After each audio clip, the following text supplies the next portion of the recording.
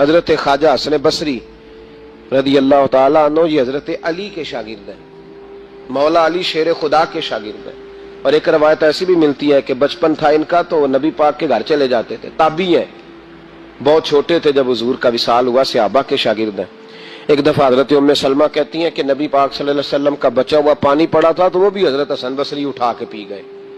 یعنی حضور علیہ السلام کا جھوٹا پینے کا بھی اللہ نے انہیں، لعاب دہن شدہ پینے کا بھی بڑے صاحب بصیرت تھے.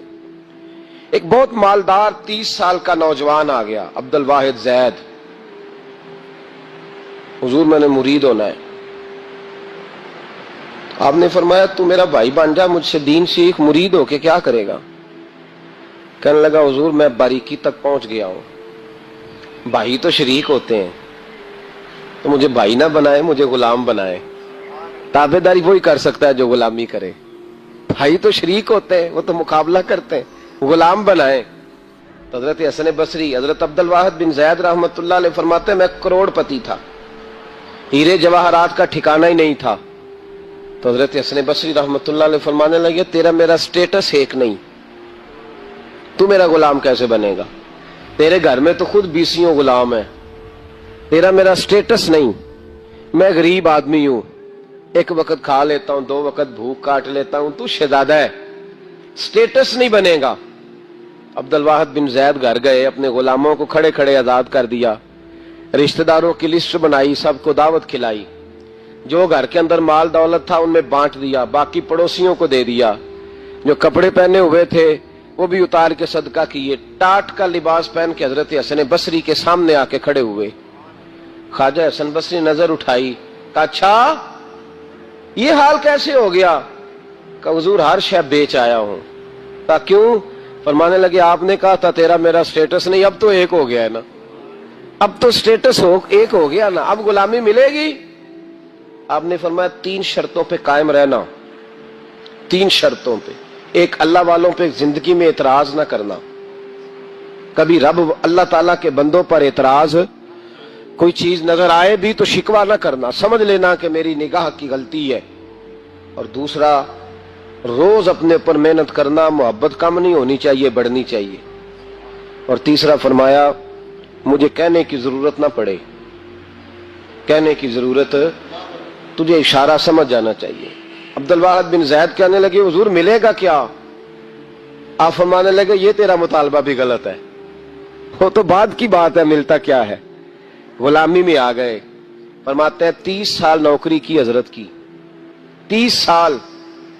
لوگ کہنے لگے بابا پھر ملا کیا؟ فرمانے لگے تم نے بھی مطالبہ غلط کیا ہے، یہی تو میں کر بیٹھا تھا. کہا ملا کیا؟ آپ فرمانے لگے میرا اس وقت حال یہ ہے کہ لوگ دعا کر کے رب سے لیتے ہیں، میں دعا نہیں کرتا، ابھی میں سوچتا بھی پورا نہیں، میرا رب وہ چیز پہلے مجھے عطا فرما دیتا ہے. اور بغداد کے لوگ کہتے ہیں بغداد میں قحط پڑ گیا، بارش نہیں ہوتی تھی، بارش نہیں ہوتی تھی. کٹھے ہو کے سارے گئے، آپ بغداد آئے ہوئے تھے، کٹھے ہو کے لوگ گئے، کہا حضور بارش نہیں ہوتی، مہربانی فرمائیں. تو کہتے ہیں لوگ آ کے بیٹھے ہیں میرے پاس، بارش کی دعا کر دیں. حضرت عبد الواحد بن زید کہنے لگے اے اللہ تجھے پتہ ہے یہ میرے دروازے تک آگے پہنچ گئے، ابھی تک بارش نہیں آئی، اور لفظ پتہ کیا ہے؟ کہنے لگے تجھے واسطہ میری اس عقیدت کا جو مجھے حضرت حسن بصری کے ساتھ ہے، اس عقیدت کا واسطہ، مجھے رسوا نہ کر. انہیں بھیجا کیوں تھا اگر برسانی نہیں تھی؟ دعا دیکھیں، محبت کے رنگ میں دعا ہو رہی ہے، واسطہ بھی محبت کا دیا جا رہا ہے. بغداد کے لوگ کہتے ہیں بس حضرت کے جملے بھی پورے نہیں ہوئے، رب کریم نے بارش عطا فرما دی. جملے بھی پورے نہیں ہوئے، اللہ نے بارش دے دی. محبت، پیار. میں نے ایک دفعہ ایک بات کہی تھی دوستوں کو، شاید یاد ہو، میں نے کہا تھا کہ زیارت جو ہوتی ہے نا وہ عبادت سے افضل ہوتی ہے، زیارت عبادت سے افضل ہوتی ہے. بعض معنی میں بعض لوگ کہتے ہیں نا جی میں زیارت کرنے جا رہا ہوں، تو لوگ اس پہ بھی شکوہ کرتے ہیں، کہتے ہیں دیکھو جی ان کو کام ہی کوئی نہیں، اسی چکر میں پڑے رہتے ہیں. سال میں ایک دفعہ حج ہوتا ہے، اور میرے نبی پاک علیہ السلام نے فرمایا تو خوش ہو کے محبت سے ماں باپ کا چہرہ دیکھ، اللہ کامل حج کا ثواب عطا کرے گا. یا رسول اللہ اگر 100 دفعہ دیکھوں تو فرمایا 100 دفعہ حج کا ثواب. تو سال کے بعد حج ہو تو اگر دن میں 100 دفعہ ہو جائے تو زیارت افضل ہوئی کہ عبادت افضل ہوئی؟ نبی پاک صلی اللہ علیہ وسلم نے فرمایا النظر الی وجہ العالم عبادہ، اگر تو کسی عالم کے چہرے کو دیکھتا بھی رہے تو رب تجھے اپنی عبادت کا درجہ عطا فرمائے گا۔ تو کر تو آپ زیارت رہے ہیں، ثواب کس بات کا مل رہا ہے؟ اس پر میں نے دلائل دیے تھے، وہ کسی جگہ ریکارڈ بھی ہوں گے، تو یاد رکھ لیں محبت میں کمزوری نہیں ہونی چاہیے۔ محبت جس کی کمزور ہو گئی ختم ہو گیا۔ ایک منٹ کے لیے بھی اپنے اوپر یہ یاد رکھیں، وہ کہا تھا حضرت سلطان باؤ نے، جو دم غافل سو دم کافر۔ یاد رکھ، عقیدتوں میں جب لچک آتی ہے نا، جب کمزوری پیدا ہونے لگتی ہے، کمزوری، پھر رشتے سہاروں کے محتاج ہونے لگ جاتے ہیں، پھر رشتے سہاروں کے محتاج ہوتے ہیں، پھر گفتگو کے محتاج ہوتے ہیں، سمجھانے کے محتاج ہوتے ہیں، پھر توجہ دلانے کے، اور جب رشتے سہاروں کے محتاج ہوتے ہیں تو پھر رشتے بے ساکھیوں والے ہو جاتے ہیں اور لنگڑے ہو جاتے ہیں، پھر ان کا حسن ضائع ہو جاتا ہے۔ اقبال نے کہا تھا نہ وہ حسن میں رہی شوخیاں، نہ وہ عشق میں رہی گرمیاں، نہ وہ غزنوی میں تڑپ رہی، نہ وہ خم ہے زلف ایاز میں۔ وہ کیفیت نہیں رہتی، اس کو کہنا پڑا، بتانا پڑا، سمجھانا پڑا۔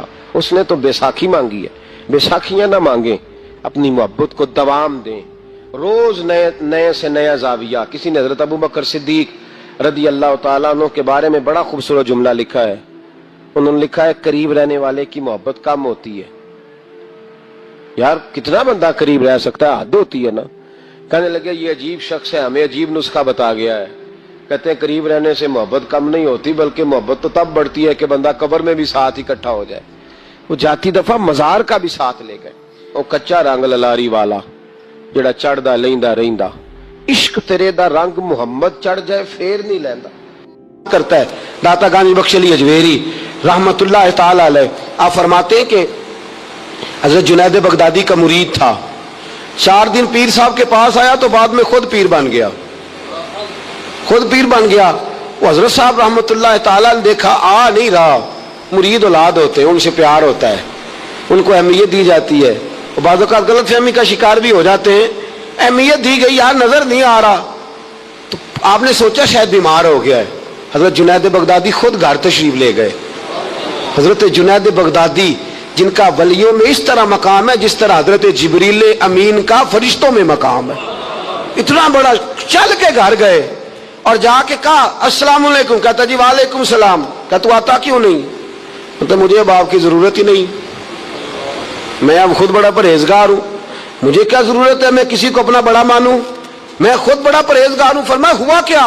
کہنے لگا جی رات جب میں سوتا ہوں تو 2 فرشتے آتے مجھے براق پہ بٹھاتے اور جنت کی سیر کراتے، براق پہ بٹھاتے اور اللہ اکبر جنت کی سیر کراتے ہیں۔ میرے ہاتھوں کے تراشے ہوئے مٹی کے صنم آج بت خانے میں بھگوان بنے بیٹھے، میرے ہاتھوں کے تراشے ہوئے مٹی کے صنم، دیکھو تو صحیح، آج بت خانے میں بھگوان بنے بیٹھے ہیں۔ اور رائے پوری کہنے لگے وہ پتھر جن کو سکھائی تھی قوت گویائی ہم نے، وہ جب بولنے لگے تو ہم پر ہی برس پڑے، بولنے لگے تو وہ ہم پر ہی برس پڑے۔ کہنے لگا جی اب تو میں اللہ خیر کرے بڑا اونچا اڑ رہا ہوں، آپ کبھی گئے جنت میں؟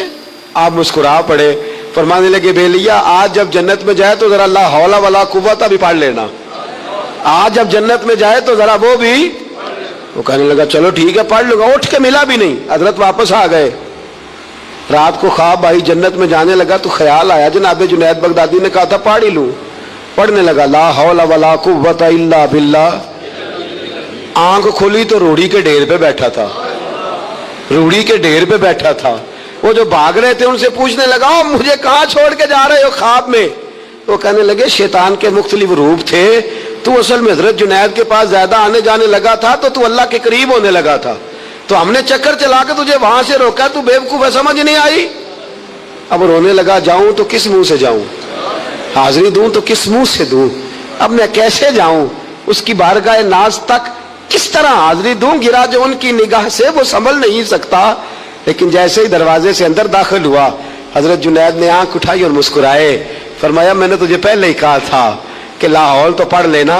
فرمایا آ جا، اللہ والوں کے دروازے بند نہیں ہوا کرتے، رب کریم کے بندوں کے دروازے تم ہی بند کرتے ہو، دل کا دروازہ جب بھی کرتے ہو۔ یہاں تو دروازہ کوئی قابل تو ہو، ہم شان نہیں دیتے، مانگنے والوں کو تو دنیا بھی نہیں دیتے ہیں. تو آ تو صحیح, تو دیکھ تو صحیح. آج بھی بڑی خانقاہیں آباد ہیں, بڑے اللہ کے بندے, بڑے اللہ کے بندے جو بڑے طریقے سے لوگوں کو قائل کرنے والے, سمجھانے والے, لیکن ہم کسی کے ساتھ اصلاح کا تعلق قائم کرنے کو تیار, یہ والا سرمایہ ہم اکٹھا ہی نہیں کرتے. ہم خود بڑے ہیں, حالانکہ بڑا وہ ہوتا ہے جس کا کوئی بڑا ہوتا ہے, بڑا وہ ہوتا ہے جس کا کوئی بڑا نہیں ہوتا, وہ کبھی بھی بڑا. تو یہ صحبتیں, کسی نے محمود غزنوی سے کہا تھا تو بڑے عدل کرتا ہے, تو کہنے لگے اس لیے کہ میں نے حضرت ابو الحسن خرقانی کی ڈیوٹی کی ہے, میں نے ایک اللہ کے بندے کی, اس نے میرا دل صاف کر دیا. کہنے لگے حضرت ابو الحسن خرقانی کو میں نے پیغام دیا, میں نے کہا بابا جی ملنا ہے, تو بابا جی کہنے لگے تینوں کام میں کہ مینوں.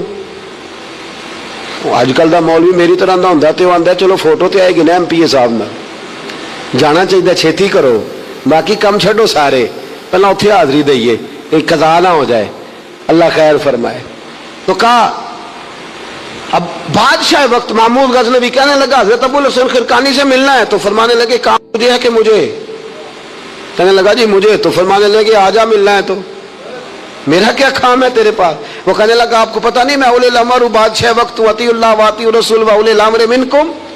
تو آپ فرمانے لگے میری ابھی اطیع اللہ واطیع الرسول ہی پوری نہیں ہوئی, اس سے آگے گزروں گا تو کوئی اور بات ہوگی نا. خیر مجبور ہو گیا ابو الحسن خرقانی. توجہ ہے آپ حضرات کی, کہتے ہیں حضرت کی مجھے مجبور کر دیا تو میں خود گیا ملنے. جب میں ملنے حاضر ہوا نا تو میرے دل میں خیال آیا کہ شاید بابے کا خیال ہے کہ میں کنجوس بادشاہ ہوں. میں نے جب دیے نا موٹے نذرانے, اور جب میں نے ہیرے جواہرات مسلح کے نیچے چھوڑے اور چمک آنکھوں تک آئی, تو بابا جی اٹھ کے ملے ہی ملے. بڑی طاقت ہوتی ہے ان مال میں, سرمایہ میں. لیکن کہتے ہیں جب میں اندر گیا تو بابا جی نے میرا استقبال ہی نہیں کیا.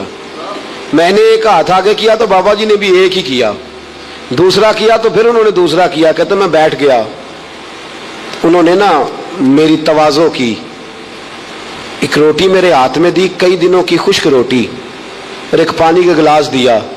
کہتے میں چبانے لگا نا تو میرے گلے میں پھنس گئی. بادشاہ نازک مزاج ہوتے, توجہ ہے آپ حضرات کی. کہتے اب میں نے کیا کیا, وہ روٹی تو نہ کھائی گئی, تو میں نے نا تھوڑی سی اشرفیاں مسلح کے نیچے رکھی. تو حضرت ابو الحسن خرقانی کہنے لگے ادھر دیکھیے گا, فرمانے لگے اور تو نے میری روٹی کیوں نہیں کھائی. کہنے لگا جی گلے میں پھنس گئی ہے. آپ مسلح اٹھا کے کہنے لگے یہ دولت بھی لے جا, یہ بھی درویشوں کے گلے میں پھنس جاتی ہے, اس کو لے جا اٹھا کے, یہ بھی پھنس جاتی ہے, ہمارے گلے سے نیچے نہیں اترتی, نیچے لے جا. وہ کہتا جب میں نے اٹھائی تو مجھے سمجھ آ گئی یہ وہ والا صوفی نہیں, یہ اللہ والا صوفی ہے, یہ رب رب کرنے والا صوفی ہے. اس کی نظر میری جیب پہ نہیں, اس کی نظر تو میرے دل پہ ہے. فرمانے لگے اب جب میرے دل کی صفائی ہو گئی نا, توجہ ہے اب حضرات کی, جب صفائی ہو گئی نا دل کی, میں نے کہا نہیں یہ اللہ والے. تو کہتے ہیں میں اٹھا تو حضرت ابو الحسن خرقانی بھی کھڑے ہو گئے اور مجھے باہر سواری تک چھوڑنے آئے. کہتے ہیں جب سواری تک آئے تو میں نے کہا کہ حضور آتی دفعہ تو کوئی پروٹوکول نہیں. اور ماننے لگے جب تو آیا تھا تو اللہ والوں کے بارے میں برا گمان لے کے آیا تھا, اور اب تو جا رہا ہے تو اللہ والوں کے بارے میں دل صاف کر کے جا رہا ہے. اب تیری عزت کرنا ضروری ہو گیا. میرے عزیز یاد رکھیے گا, یہ جو صحبت صلحاء ہے یہ ریگ مار کا کام کرتی ہے, یہ باطن کو روشن کرتی ہے, یہ نکھار پیدا کرتی ہے. لیکن جائے اللہ کے بندوں کے پاس, دیکھیں نا میں نے پہلے بھی کہا تھا, ایک دفعہ پھر بات دہراتا ہوں, میں نے اپنے حضرت سے ایک دفعہ کہا کچھ مریدوں کو پروٹوکول ملتا ہے اور کچھ بیچارے ایسے ہوتے ہیں جن کو جھڑکیاں ملتی ہیں.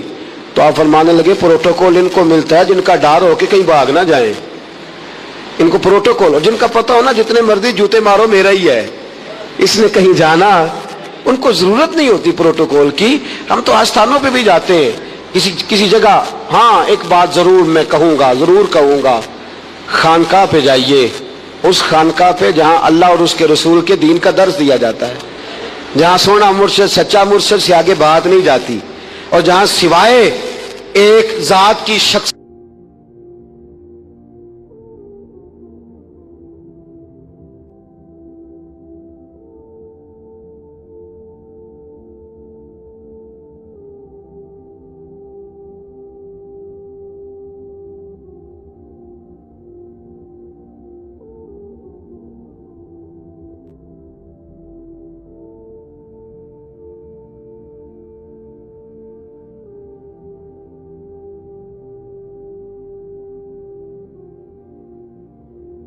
बाबांगे दोहल कहते हैं, जो शरीयत का बागी है हम उसके बागी है, हम उसके, बोलिए हम उसके।